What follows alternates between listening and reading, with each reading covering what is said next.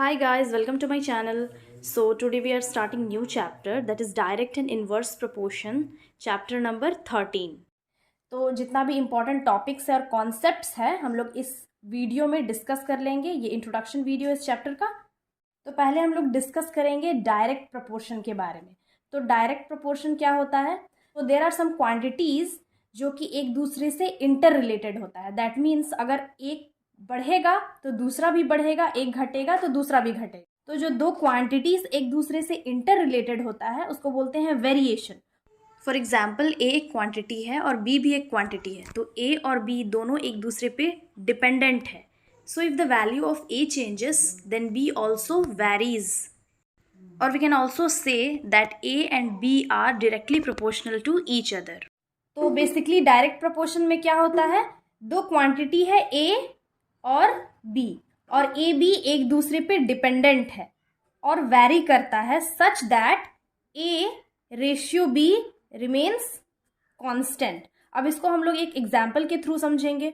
Sugar है in KG, weight of a sugar, और दूसरा है कॉस्ट दैट इज रुपीज।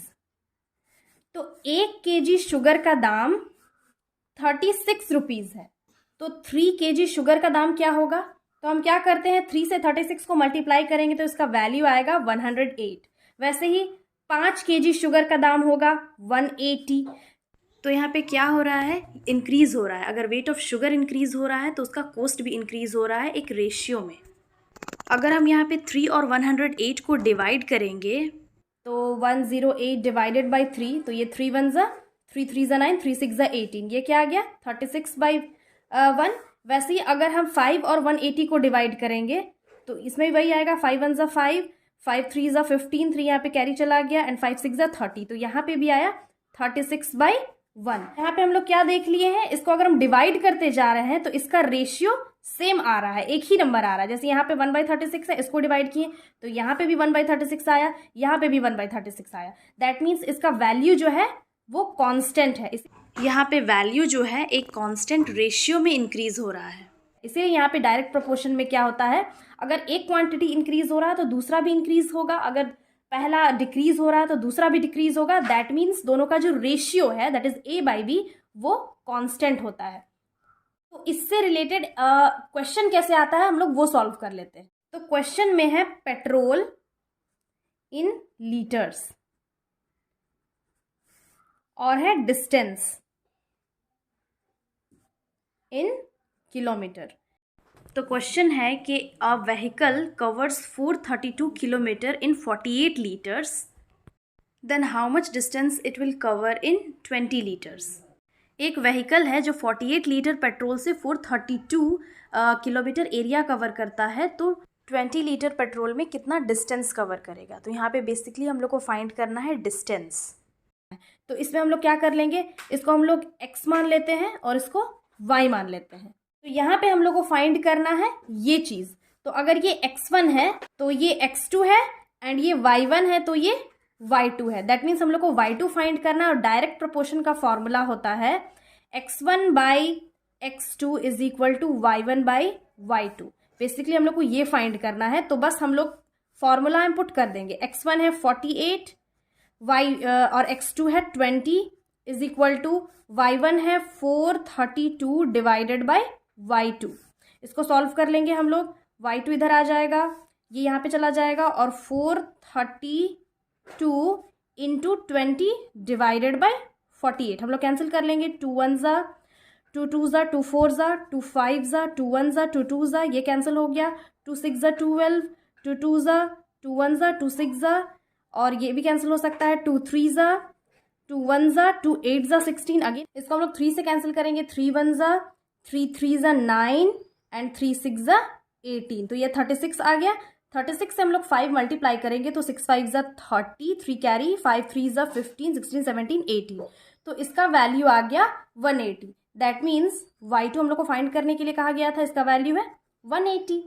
तो ये क्वेश्चन हम लोग सॉल्व कर लिए डायरेक्ट प्रोपोर्शन का। तो इसमें एक चीज हम लोग को ध्यान रखना है कि डायरेक्ट प्रोपोर्शन में both the quantities a and b और x और y both are directly proportional to each other and its ratio remains constant.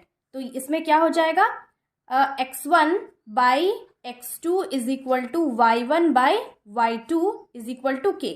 ये है डायरेक्ट प्रोपोर्शन का। अब नेक्स्ट हम लोग पढ़ेंगे इनवर्स प्रोपोर्शन के बारे में। अब इनवर्स प्रोपोर्शन में क्या होता है कि इसमें जो दो क्वांटिटी है that means a and b, वो क्या है, they are inversely proportional to each other. That means अगर a बढ़ेगा तो b घटेगा और अगर a घटेगा तो b बढ़ेगा। उसमें डायरेक्टली प्रोपोर्शनल था, इसमें इनवर्सली प्रोपोर्शनल है, या फिर हम लोग यहाँ पे इनडायरेक्ट प्रोपोर्शन भी बोल सकते हैं। अब यहाँ पर जो दो क्वांटिटी है a और b, वो एक दूसरे से ऐसे वैरी करता है such that a into b is equal to constant. A b को हम मल्टीप्लाई करेंगे तो वैल्यू कॉन्स्टेंट आएगा, सेम आएगा। तो इनवर्स प्रोपोर्शन को भी हम लोग एक एग्जाम्पल से समझते हैं। For example, speed in kilometre per hour और टाइम टेकन है। If someone covers a distance of 3 kilometre in 30 minutes bye walk and covers 6 kilometers in 15 minutes by running, and when he is cycling he covers 9 kilometers in 10 minutes, and lastly 45 kilometers in 2 minutes। तो यहाँ पे हम क्या देख रहे हैं, जैसे जैसे स्पीड इंक्रीज होता जा रहा है उसका जो टाइम है वो डिक्रीज होता जा रहा है। तो इनवर्स प्रोपोर्शन में यही होता है, if one quantity increases the other decreases and vice versa. That means यहाँ पे हम लोग क्या देख रहे हैं, वेरिएशन, कि अगर स्पीड बढ़ा दे रहे हैं तो टाइम जो है वो कम होता जा रहा है, स्पीड बढ़ता जा रहा है तो टाइम कम होता जा रहा है। तो ये एग्जाम्पल है इनवर्स प्रोपोर्शन का। अब अगर हम दोनों को मल्टीप्लाई करें, अगर ये x है एंड ये y है, तो अगर x और y को हम लोग मल्टीप्लाई करेंगे दैट मीन्स 3 इंटू 30 करेंगे तो ये क्या हो गया, 3 3 ज़ा 9, 90 आ गया। यहाँ भी 6 इंटू 15 करेंगे तो 6 5 ज़ा 30 एंड 6 1 ज़ा 6 7 8 9, यहाँ भी 90 आ गया। 9 इंटू 10 करते हैं तो ये भी 90 आ गया। अगेन 45 इंटू 2 करते हैं तो ये भी 90 आ गया। दैट मीन्स अगर दोनों को हम मल्टीप्लाई करते जा रहे हैं एक्स वाई तो वैल्यू कांस्टेंट है, एक ही चीज आ रहा है। तो इनवर्स प्रोपोर्शन का फॉर्मूला क्या होता है, x1 by x2 is equal to y2 by y1 और x into y is equal to k. That means दोनों को मल्टीप्लाई करेंगे, इसका रिलेशन क्या है, जब हम x और y को मल्टीप्लाई करते हैं तो वैल्यू कांस्टेंट आता है। तो इनवर्स प्रोपोर्शन से रिलेटेड क्वेश्चन आ सकता है। यहाँ पे क्वेश्चन है 52 number of man does a piece of work in 35 days. तो 28 नंबर ऑफ मैन कितने डेज में वही काम करेंगे। यहाँ पे हम लोग क्या देख रहे हैं, नंबर ऑफ मैन डिक्रीज हो रहा है तो नंबर ऑफ डेज इंक्रीज होगा। ऑब्वियसली अगर 52 मैन यानी कि ज़्यादा लोग मिल के काम करेंगे तो कम दिन में काम पूरा हो जाएगा। वहीं अगर आदमी डिक्रीज हो जाएंगे तो टाइम या नंबर ऑफ डेज ज़्यादा लगेगा। तो इसको हम लोग डायरेक्टली फॉर्मूला से सॉल्व कर लेते हैं। इनवर्स प्रोपोर्शन का फॉर्मूला क्या है, x1 by x2 is equal to y2 by y1। यहाँ पे बेसिकली हम लोग को y2 फाइंड करना है। अगर ये x1 है तो ये x2 है और ये y1 है तो ये y2 है। ये x है, नंबर ऑफ मैन x है, नंबर ऑफ डेज y है। तो डायरेक्टली हम लोग फॉर्मूला पुट कर ले रहे हैं। x1 है 52 तो ये 52 डिवाइडेड बाई x2 है 28। यहाँ पे y2 फाइंड करना है और y1 है 35। तो यहाँ पे हो जाएगा y2 is equal to 52 into 35 divided by 28। 35 division में है, उधर मल्टीप्लिकेशन में चेंज हो जाएगा। अब हम लोग 7 से कैंसिल कर सकते हैं। 7 4 ज़ा 28, 7 5 ज़ा 35। अगेन 4 से भी कैंसिल हो सकता है। 4 1 ज़ा 4 एंड 4 3 ज़ा 12। तो ये हो गया 13 इंटू 5। मल्टीप्लाई करेंगे 5 3 ज़ा 15, 1 कैरी, 5 1 ज़ा 5 प्लस 1 6। तो नंबर ऑफ डेज कितना लग रहा है, 65। देयरफॉर यहाँ पे हम लोग y2 क्या फाइंड कर लिए हैं, 65 डेज। तो यहाँ पे हम लोग लिख सकते हैं hence 28 men will do the same work in 65 days.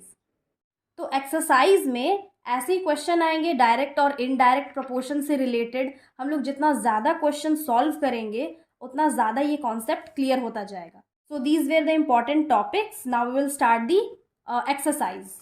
Again I will be back with the next video solving the exercises of this chapter. Till then, have a nice day. Thanks for watching.